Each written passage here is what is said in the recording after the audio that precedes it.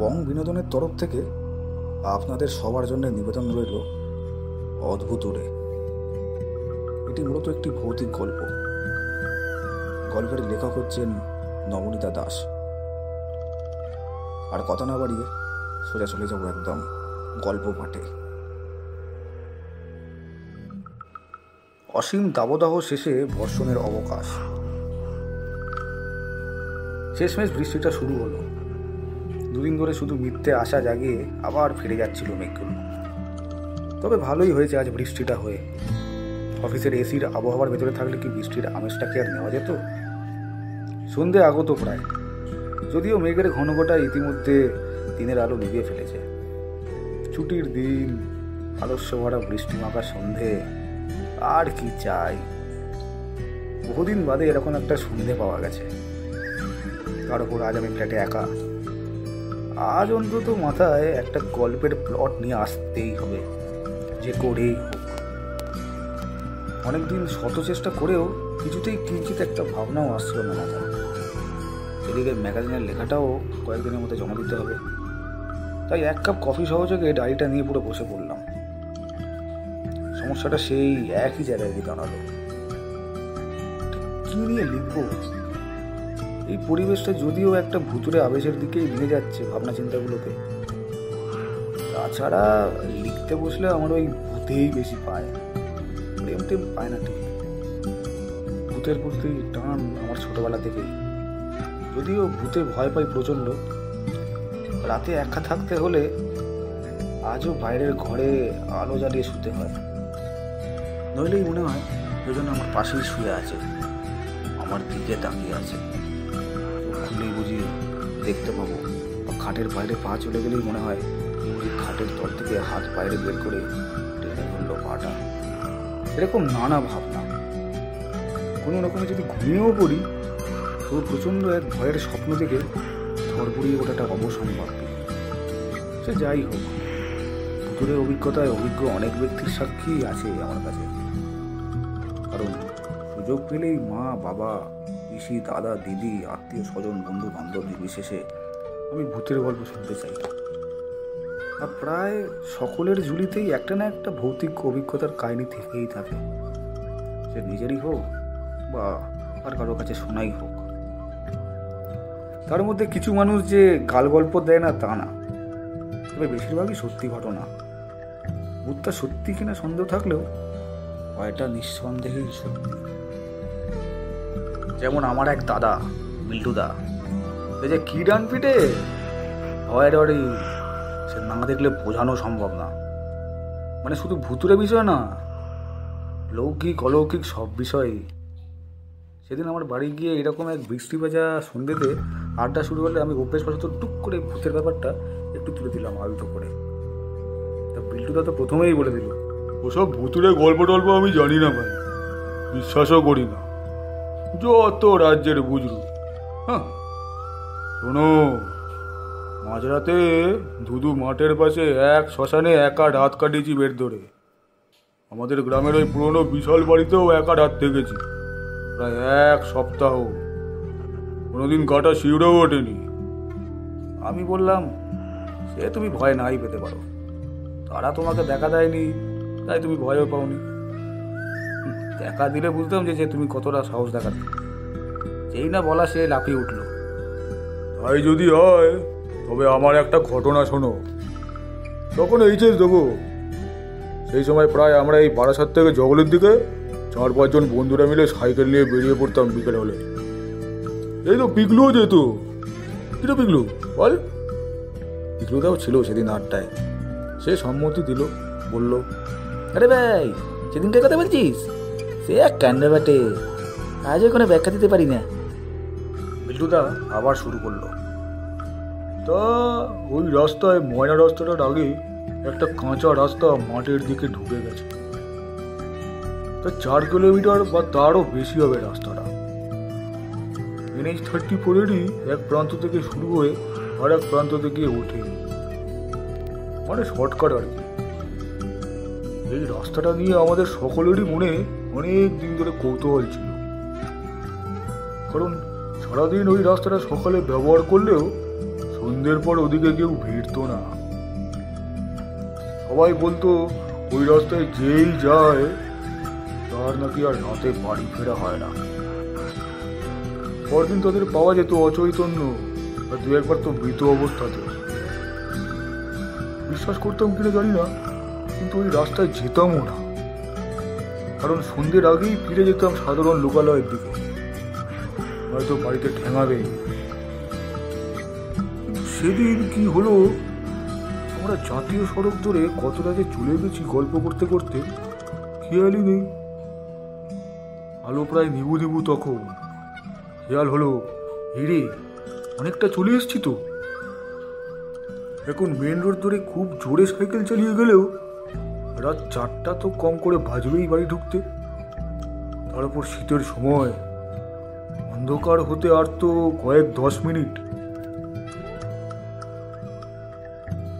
বাড়িতে আজ খুন হয়ে যেতে হবে অত রাতে ঢুকলে। খুব জোরে পা চালাতে থাকলাম, মাথায় প্রচন্ড ভয় মিশ্রিত উদ্বেগ নিয়ে। আজ আর রক্ষে নেই। হঠাৎ ওই কাঁচা রাস্তাটা চোখে পড়ল। আমি বললাম, ভাই শর্টকাটটা নেই, অন্তত 6:30টার মধ্যে ঢুকতে পারবো। একজন আঁতকে উঠে বলল, পাগল নাকি, ওই রাস্তার গল্প ভালো না, ওসব ভূত টুটের নিয়ে ছেলেগুলা একদম ঠিক না। এ শুনে কার কথা? আমি ইতিমধ্যে সাইকেল নামিয়ে দিয়েছি কাঁচা রাস্তায়। বাকিরাও নিরুপায় হয়ে চললো আমার পেছন পেছন। আমরা 4 জন ছিলাম সেই দিন 3টে সাইকেলে। সুজয় বসেছিল সন্টুর পেছনে। প্রথমে বাকিরা একটু ভয় ভয় পেলেও আমরা আবার এতটাই গল্পে মত্ত হয়ে গেছিলাম যে ওসব মাথা থেকে চলে গেল। এভাবে কতটা গেছি জানি না। হঠাৎ খেয়াল হলো, আমাকে প্যাডেলিং করতে প্রচন্ড শক্তি দিতে হচ্ছে। রীতিমতো ঘেমে গেছি আমি। আমার স্বাস্থ্য এখন যতটা ফিট দেখছিস, তখন আরও বেশি ছিল। নিয়মিত ফুটবল খেলার, ছোটাছুটি করার অভ্যেস ছিল, তাই যত পথই সাইকেল করি না কেন এরকম কষ্ট হওয়ার কথা নয়। তবে হলো কি, মনে হচ্ছে যেন 3-4 জন একসাথে আমার সাইকেলের পেছনে বসে আছে, কিন্তু আমি তো কাউকেই পেছনে বসাইনি। আজ আমার যেন একটা অস্বস্তি হতে শুরু করলো। আমি পিকলুকে কথাটা বলি, ওর চোখ মুখ কেমন যেন ফ্যাকাশে হয়ে গেল। শুধু বলল, ভাই যত তাড়াতাড়ি সম্ভব পাওয়া চলো, কোনো দিকে তাকাস না। আমি মিথ্যে বলবো না, তবে একটা অজানা ভয় আমাকে পেয়ে বসলো। গা হাত পা কেমন একটা নিস্তেজ হয়ে যাচ্ছিল। তবু যত শক্তি আছে সবটা দিয়ে প্রাণপণে সাইকেল চালাতে শুরু করলাম। এমন সময় পিকটু বলল, ও কি, তো সাইকেলের সামনের চাকা এমন উঠে আসছে কেন? আমি ওকে তখন কিভাবে বোঝাই, আমার যেন মনে হচ্ছে কেউ আমার সাইকেলটা পেছন থেকে টেনে ধরে রাখতে চাইছে। এমন সময় এক ঝলক আলো এসে পড়লো আমাদের মুখে। সামনের রাস্তায় একটা গাড়ির হেডলাইটের আলো। আমরা প্রায় পৌঁছে গেছি মেন রোড। সাথে সাথে সেই অসম ভার আমার সাইকেলের কেরিয়ার থেকে যেন হঠাৎ চলে গেল। খুব জোরে চালাচ্ছিলাম, তাই সাইকেলটা লাফিয়ে উঠল। কোনো রকমে পাকা রাস্তা উঠে তীর বেগে বাড়ি ফিরলাম। আর বাড়ি এসে যা দেখলাম তা আজও তোকে দেখাতে পারবো আমার বাড়িতে গেলে। আমার সাইকেলের কেরিয়ারের উপর দুদিকে লোহার রড দুটো কারোর দুহাতের বুড়ো আঙুলের চাপে গর্তের মতো ঢুকে গেছে। বড্ড খিদে পেয়ে গেল লিখতে লিখতে। যা বৃষ্টি, বাইরে বেরিয়ে কিছু কিনে আনাও মুশকিল। আর এরকম বর্ষার দিনে একটু মুখরোচক না হলে কি আর চলে? আমার আবার বাইরে বৃষ্টির দিনে মাঝে মাঝে পিৎজার খিদে হয়। আর কি, অর্ডার করে দিই। খুব জোর আধ ঘন্টা নেবে আসতে। যাই হোক, এরকম একটা ঝড় জলের দিনে ভূতের কথা হচ্ছে, আর আমার জামাইবাবুর কথা আসবে না, তা কি হতে পারে? তার অভিজ্ঞতাগুলো আবার অদ্ভুত। জামাইবাবু বলে যে সে নাকি কোনো জায়গায় কোনো অশুভ কিছু ঘটে থাকলে বা কোনো অশরীরী থেকে থাকলে সেই অশরীরী নাকি তাকে ওকে দেখতে পায় বা কখনো অনুভবও করতে পারে। বিশ্বাস হচ্ছে না তো? মনে হচ্ছে যে ছোট বলে আমাকে যা পারে টুপি পড়ায়। আমার ভূত সম্পর্কে আকর্ষণটা ওর জানা, তাই বানিয়ে মুখরোচক বটে। এই যেমন আমাদের বাড়ির ছাদে একদিন আমি দিদি আর আমার জামাইবাবু উঠেছিলাম। আমাদের দুতলাটাই ফাঁকা থাকে সাধারণত, আত্মীয় স্বজন আসলে তখন তাদের জন্য ব্যবস্থা করা হয়, তাই একতলা থেকে তিনতলার সিঁড়িটা একদম শুনশান। সিঁড়ি দিয়ে জামাইবাবু আগে উঠছিল। হঠাৎ তিনতলায় ওঠার আগে চাতালে দাঁড়িয়ে পড়লো কেমন যেন থতমত খেয়ে। বলল, তোরা উঠে যা, তারপরে উঠছি। ছাদে গিয়ে জিজ্ঞাসা করলাম কি হলো। তো বলে যে এখন বললে ভয় পেয়ে যাবি, পরে বলবো। জোর করতে বললো, তোদের আশেপাশে কোনো মসজিদ আছে? বললাম হ্যাঁ, দুটো বাড়ি পরেই তো, কেন? না, তখন যখন উঠেছিলি ওই চাতালে একজন টুপি পরা দাড়িওয়ালা লোক দাঁড়িয়েছিল। বাকিটা জিজ্ঞেস করিস না। ভয় সত্যি যে পাইনি তা নয়, তাই আর কিছু জিজ্ঞেসও করলাম না। পরে ভেবেছিলাম পাশের মসজিদটাও নিজেই বোধহয় দেখেছিল, সেই নিয়ে একটা গল্প পেতে ভয় দেখালো বুঝি। কিন্তু একবার এমন একটা ঘটনা ঘটলো যে তার কোনো ব্যাখ্যা সত্যিই পেলাম না। ফোন চলে এসেছিল মেস থেকে, আবার নিজে যেতে হবে। এটা আমাদের নিয়ম, ফ্ল্যাটে অপরিচিত কাউকে উঠতে দেওয়া যাবে না। সিভিল লাইফটার যে কি হয় মাঝে মধ্যেই কেটে যায়, অন্ধকারেই নামতে হবে। যাই হোক, এটা বলছিলাম, একবার আমার মামার বাড়িতে সকলে দিদি, জামাইবাবু, সহযোগে পিসির বাড়ি গিয়েছিল মুর্শিদাবাদে, ঔরঙ্গাবাদে। সারাদিন পদ্মার ধারে, নিমতিতার রাজবাড়ি ইত্যাদি দেখার পর আমরা ফিরলাম বাড়িতে। পিসির রান্না হাত অসামান্য। রাতে সেই মহাভোজ, কবজি ডুবিয়ে খাওয়া চলছে এমন সময় হঠাৎ জামাইবাবু পিসিকে ডেকে বলে, আচ্ছা, তোমাদের বাড়ির পাশে কোনো বিধবা মহিলা একটা ছোট্ট বাচ্চাকে নিয়ে থাকে বা থাকতো কি? পিসি অবাক হয়ে জিজ্ঞাসা করে যেটা বলল সেটা আমি আমার ভাষায় বলছি। কেন বলো তো? সে বলে, না এমনি, বলে আবার খেতে শুরু করলো। পিসি আর সেই মুহূর্তে কিছু জিজ্ঞেস করতে পারে না, তবে খটকা থেকেই যায়। না জানি রাস্তায় ধরে কেউ কোনো কিছু বলছে কিনা গ্রামের লোকজন। শত্রুর তো অভাব নেই, কে কি উদ্দেশ্যে কি বলে থাকবে, আর নতুন জামাই কি ভাববে সেসব শুনে। এই নিয়ে পিসি তো প্রচন্ড চিন্তিত হয়ে পড়ে। পিসে মশাইকেও জানায়। শেষমেশ আমার ডাক পড়ল যে কেউ কি এমডির রাস্তায় কিছু বলেছে, বা জামাইবাবুর সাথে কি কেউ আলাদাভাবে কথা বলছিল। আমি যথারীতি বললাম, না তো, এরকম তো কিছুই ঘটেনি। পিসি তখন যা বলল আমি আমার ভাষায় বলছি। আসলে একটা বিধবা মহিলা তো সত্যিই এমডির বাড়িতে কাজ করতো, পাড়াতেই বাড়ি, কিন্তু সে তো বহুদিন হলো। হঠাৎ একদিন কাজে আসা বন্ধ করে দেয়। পরে শুনেছিল গায়ে আগুন দেয় বাচ্চা, তাকে নিয়েই। সে নিয়ে তো গ্রামের লোকের তো অযথা কথা বলতে বাঁধে না। কে জানি তোর জামাইবাবুকে যে কি বললো, চিন্তার বিষয়। একদিন জিজ্ঞেস করিস তো তোর জামাইবাবুকে আলাদা করে। আমি এহেন একটা বিশাল কাজ পেয়ে লাফাতে লাফাতে চললাম রহস্য উদ্ঘাটন করতে। জামাইবাবুকে জিজ্ঞেস করে জানা গেল ব্যাপারটা। খাবার টেবিলের থেকে পিসিদের বাড়ির সদর দরজাটা দেখা যায়।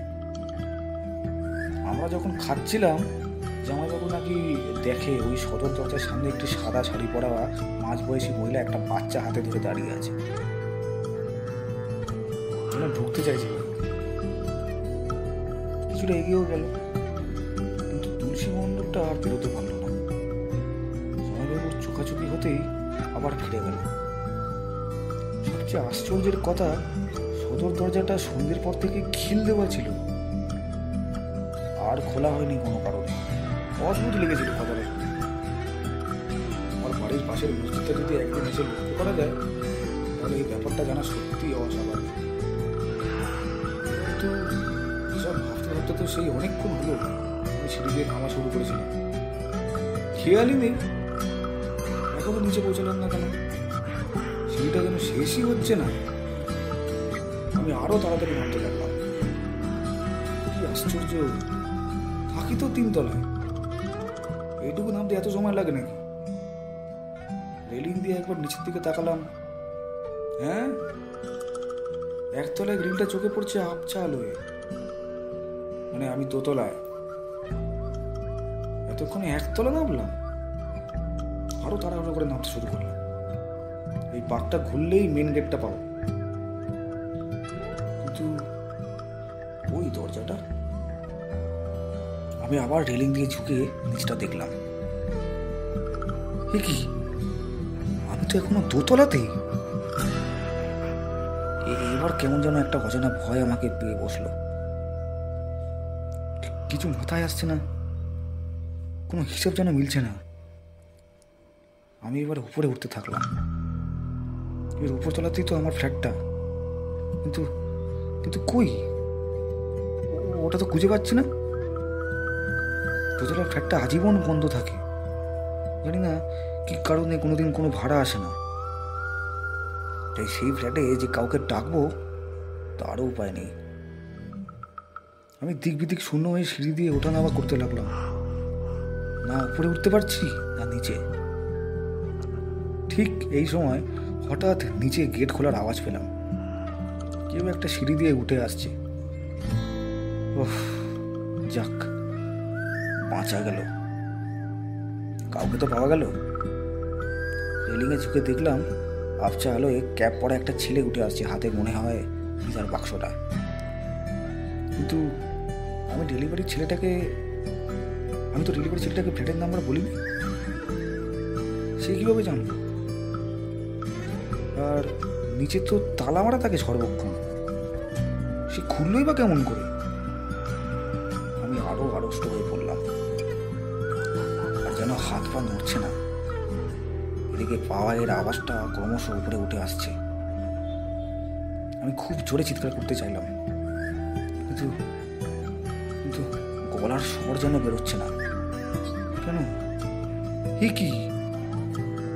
ছেলেটা আমার দুহাত নিচে এসে দাঁড়ালো। ধীরে ধীরে উপরের দিকে তাকাচ্ছে সে। চোখগুলো যেন ধীর ধীর করে জ্বলছে। হঠাৎ আমার কানের পাশে কেউ যেন বলে উঠল, sir, your pizza is here. ফোনের রিংটোনের আওয়াজে ধরপড়িয়ে উঠে পড়লাম। ওহ, তবে স্বপ্ন দেখছিলাম এতক্ষণ। আমি নিজেই ঘরে, গাড়িটাও খোলা সামনে। কখন ঘুমিয়ে পড়েছিলাম লিখতে লিখতে, কে জানে। এই হচ্ছে এক সমস্যা। ভূতের কথা লেখাও চাই, আবার সেই আমাদের ভাবতে গিয়ে প্রাণ নষ্ট করে। ফোনটা ধরলাম। ওপর থেকে আওয়াজ এলো, স্যার, আপনার অর্ডারটা ডেলিভারি করতে না পারায় আমরা খুব দুঃখিত। আসলে বৃষ্টিতে কোনো ওয়ার্কার বেরোতে পারছে না। প্লিজ কিছু মনে করবেন না স্যার, আপনার অর্ডারটা ক্যান্সেল করা হলো। আমরা এখনই আপনার অ্যাকাউন্টে টাকাটা রিফান্ড করে দিচ্ছি।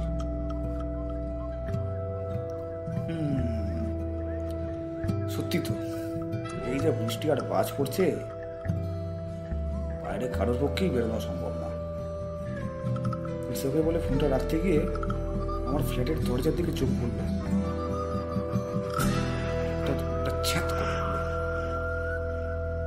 দরজাটা খোলা।